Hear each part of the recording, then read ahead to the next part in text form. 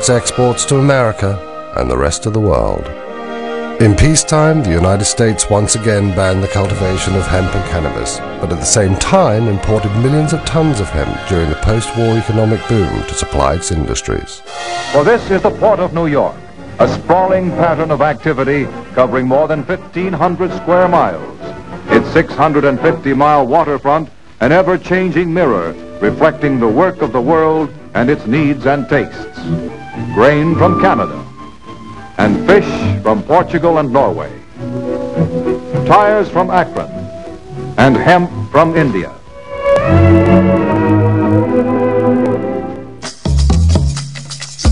During the post-war years in France, hemp growing and processing went through a revitalized industrial revolution.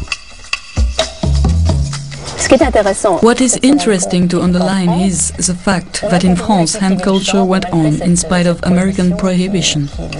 While prohibiting marijuana in the USA, they prohibited hemp too, and so you couldn't grow it anymore.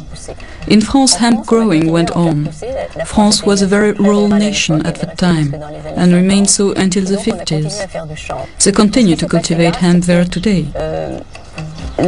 What happened was that synthetic fibers went on to become a huge development. And even in France, in a country where hemp growing was still legal, hemp began to widely decline, until the hemp textile industry finally died at the end of the 60s. In the 60s, hippies began a worldwide movement calling for the legalization of cannabis. English and American rock stars encouraged people to smoke it. The Beatles, led by John Lennon, turned England on by singing openly pro-cannabis lyrics. Revolution 69, I was there, it felt fine. Paris riot 68, dropped the tab and got their lay.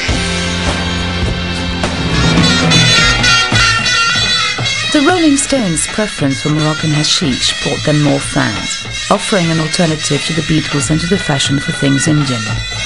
Hippies then decided to hit the road for Morocco.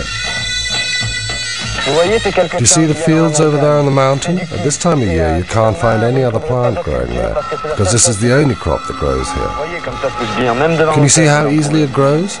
You can find it even in front of the hotel. I think if these people had to choose a symbol, it would definitely be the hashish flower.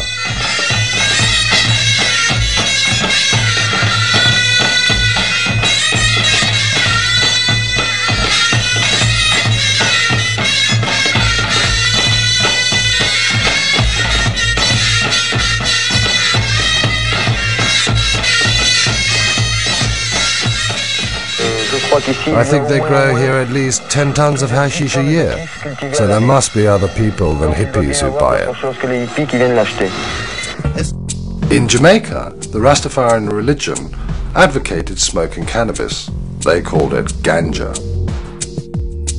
Herb is the sacrament of the Rastafari Church, and basically through studying the Bible, we understand that it's there for the healing of the nation. In other words, it can nourish the mind just as food nourishes the body.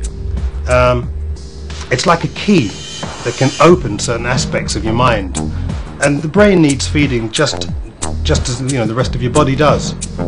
But for me personally, it seems to tune you into a certain wavelength that you can't reach without it. Although I do understand that through certain meditations one can achieve these heights without smoking herb or taking any other drugs.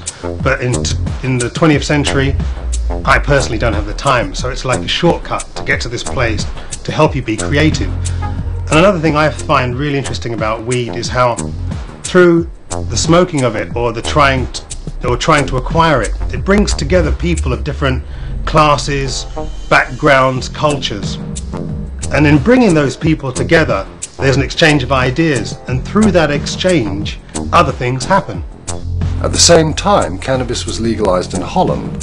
That's how Ben Dronkers was able to become the first legal producer of marijuana to become a millionaire.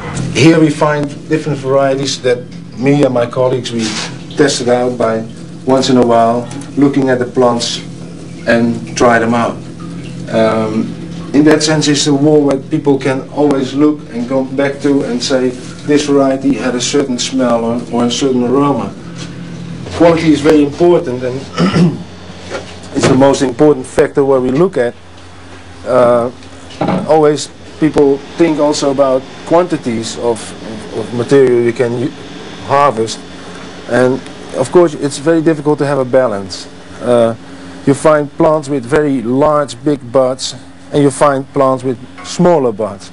But even the plants like this that have a very small bud is one of our basic plants we have for the breeding of many of the strong varieties that you can see on this side. That means that some of the strengths and some of the important potency we always try to bring back in one variety, and that is the variety that people buy in the shop. And that is the importance of good seed. Is like any farmer could know that that's the start, and then you end up with some good materials. The Sensi Seed Bank grows the best marijuana seeds in the world, I think, for many years. Also, we want to make the best hemp seeds from the world, and we're working very hard on that. For that, we made a new company that's called Hempflex, and Hempflex produced in the north of Holland on this moment last year 140 hectares of hemp, and coming year we want to go to 1,500 hectares. That is the minimum we want to do, and for sure later on we will have to do more. From that material we have produced last year, we're producing on this moment just the raw fiber and the wood materials. It comes out like that. And from the wood we have the plan to make cat litter, and actually the same things like people want to do in England. It's beautiful wood, you can press from it, and also some composites like this, pressed from fiber and wood. And very interesting, what I like, one of the things I like myself the most is the isolation material. It smells good, you can make it fireproof, and it's much better than all the glass fiber that is all in these living rooms out there. So hemp is the future.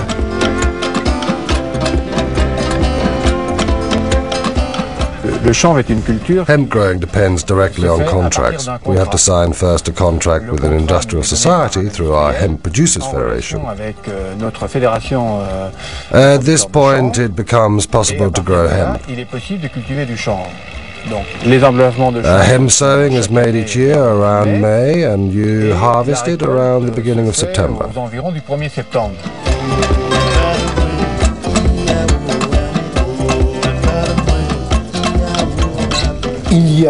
In Le Mans in France, they produce hemp seeds which contains a very low toxical agents level. Hemp legalization is very precise and obliges producers to use varieties which have been tested and contain no drug. They must have not only a strong agricultural potential, but a very low THC rate too.